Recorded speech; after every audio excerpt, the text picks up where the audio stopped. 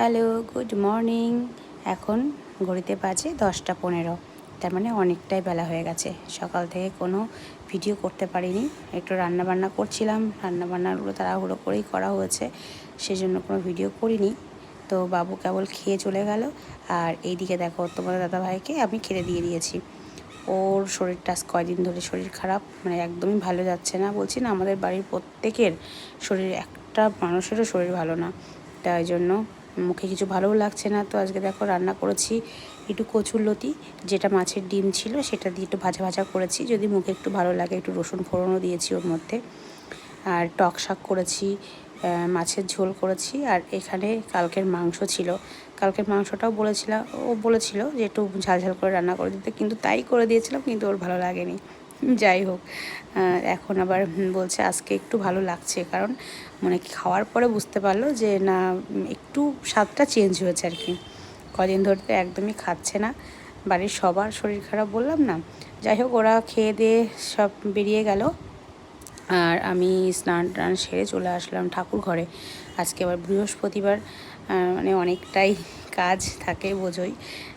ঠাকুর ঘরের কাজগুলো সারতেও হয়। সকালবেলা আজকে মা বাসনগুলো ধুয়ে দিয়েছে।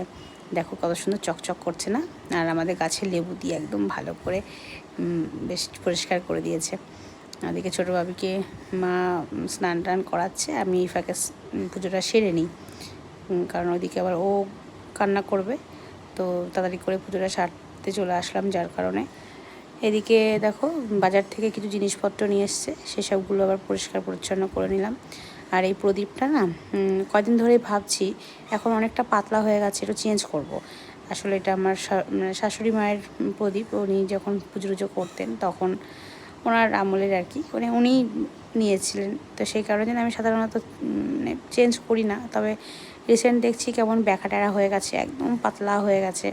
তো ভেবেছি এবার পুজোর মধ্যে কিছু জিনিস, ঠাকুরের বাসনের মধ্যে আর কি সরঞ্জাম কিছু কিনবো, তার মধ্যে প্রদীপটাও ভেবেছি কিনবো। তো যাই হোক, আমার মোটামুটি আজকে বৃহস্পতিবারের পুজো কমপ্লিট হয়ে গেল।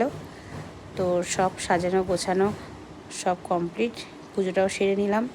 এই ফাঁকে পুজো মানে যতক্ষণ পুজোটা না হয় না, ততক্ষণ মনটা শান্তি হয় না। পুজোটা হয়ে যাওয়ার পর মোটামুটি মনে হয় যে ঠিক আছে, অনেকটা কাজ এগিয়ে গেল। তো পুজোও শেষ, দেখো বৃষ্টি ওদিকে শেষ, মানে বৃষ্টিও পড়া বন্ধ হয়ে গেছে। তো দেখো আকাশটা কত সুন্দর লাগছে। আর আমি তার আগে জামা কাপড়গুলো নেড়ে দিয়েছিলাম, তো সব আবার ভিজে গেছে। যাই হোক, এখন আবার তাড়াতাড়ি করে নিচে যেতে হবে, কারণ ওদিকে আবার ছোটো বাবাকে ঘুম পাড়াতে হবে। চলো টাটা, পরে কথা হবে।